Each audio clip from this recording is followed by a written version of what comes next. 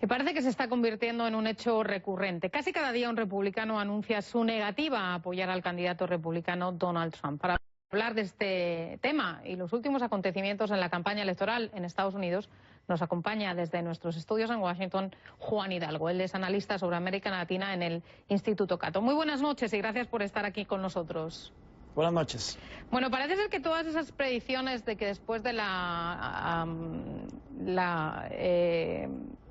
convención republicana, Trump se convertiría en un candidato tradicional, pues están fallando, sobre todo después de estas últimas declaraciones que tienen que ver con la segunda enmienda de la Constitución estadounidense, que han sido interpretadas por muchos como una amenaza contra su rival, Hillary Clinton.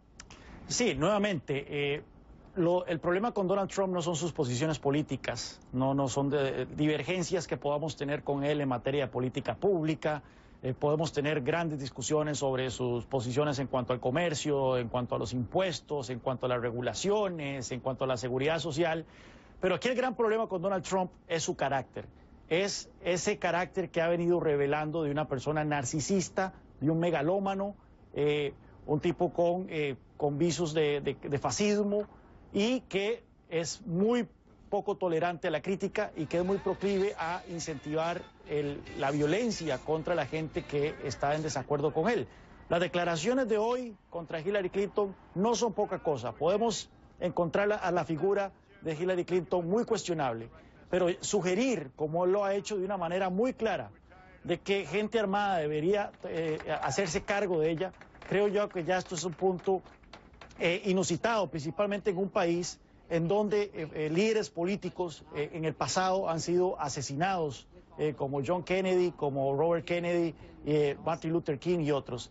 Así que creo yo que este podría ser, bueno, tenemos rato estar esperando este punto de inflexión, pero ojalá fuera este un punto de inflexión donde ya el Partido Republicano dice basta, no podemos ser representados por un tipo con estas características y aún al costo de ser borrados del mapa básicamente electoralmente o sufrir una derrota electoral sustancial en las elecciones de noviembre, vale la pena el esfuerzo de removerlo de la papeleta y que no sea el estandarte republicano el próximo noviembre.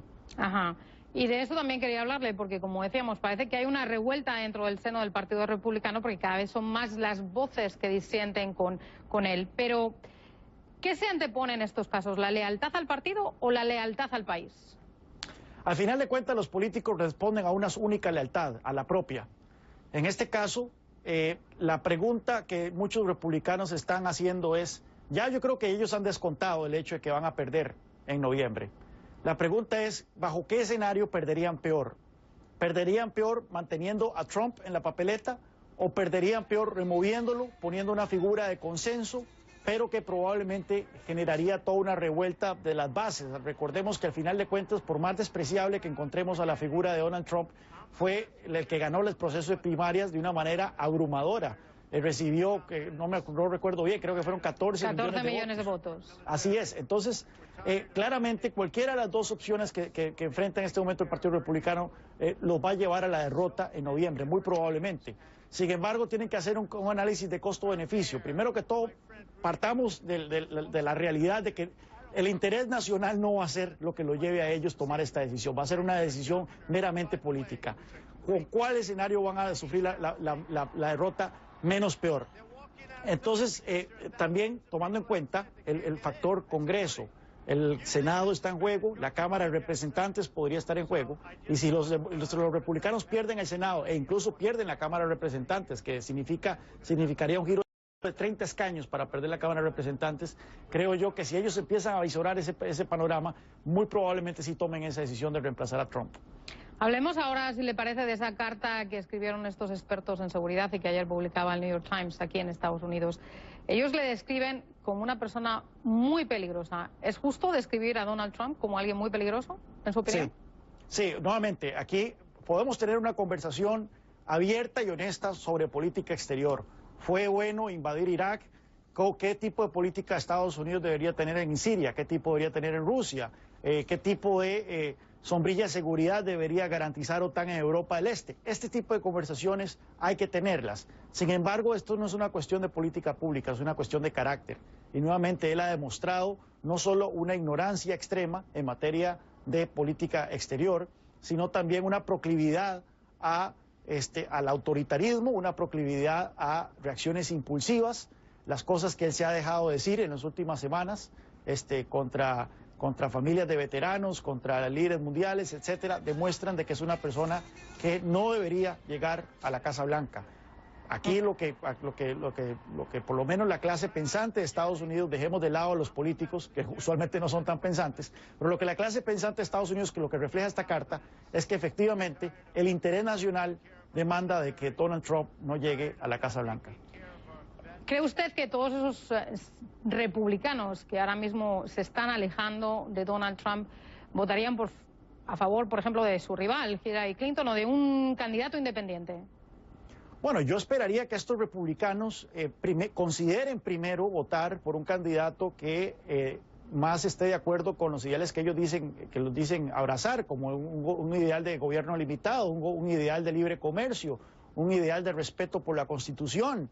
Y el candidato que más se asemeja a esos principios es el candidato Gary Johnson del Partido Libertario, quien fuera republicano. Su compañero de papeleta también fue un gobernador republicano en Massachusetts. Así que antes de apoyar a Clinton, que es la antítesis de muchas cosas que defienden los republicanos, yo esperaría que primero consideraran apoyar un tercer candidato como es Gary Johnson. O sea que en su opinión, por ejemplo, es casi imposible que Donald Trump cambie y se alinee con lo que ha sido hasta ahora la directriz del Partido Republicano. En Costa Rica tenemos un dicho: perro que come huevos ni quemándole el hocico. Yo creo que en un año está muy claro de que la personalidad de Donald Trump no puede ser manipulable, no puede ser controlada. Ha habido múltiples esfuerzos por tratar de controlar a Donald Trump.